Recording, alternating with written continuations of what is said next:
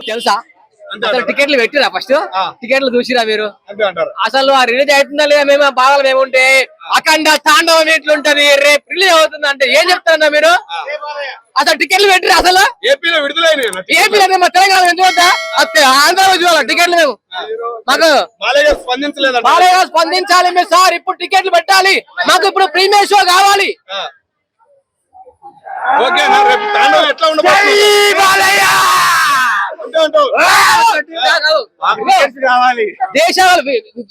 దేశాలకు వెళ్తే కనిపిస్తుంది ఒక మతం, ఈ దేశంలో కనిపిస్తుంది ధర్మం, సనాతన హైందవ ధర్మం.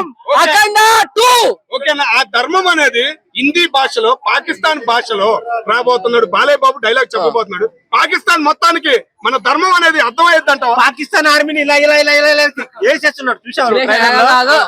మొత్తం పాకిస్తాన్ గురించి ఉంటది. వాడు హిందూ అయితే ఇలా చేస్తా, ముస్లిం అయితే ఇలా చేస్తా అని వాడు ఎప్పుడైతే పాల్గామ్ లో చేశాడో యుద్ధం, దాంతో స్టార్ట్ అయింది అఖండ 2. ఇంక ఇచ్చి పడేస్తాడు అనమాట, పిచ్చెక్కిచ్చేస్తాడు. రిలీజ్ అయిన తర్వాత ఉంటది అనమాట దీని సంగతి. ఉగ్ర రూపం చూపిస్తాడు మన బాలయ్య బాబు. జై బాలయ్య అంటేనే పిచ్చి పిచ్చే.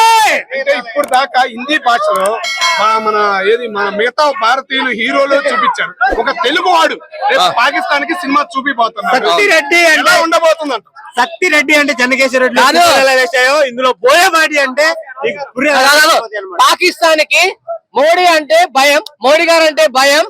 ఇప్పుడు ఈ సినిమా చూసిన తర్వాత మన ఇండియా అంటే భయపడుతుంది పాకిస్తాన్. అంతే అంటారు.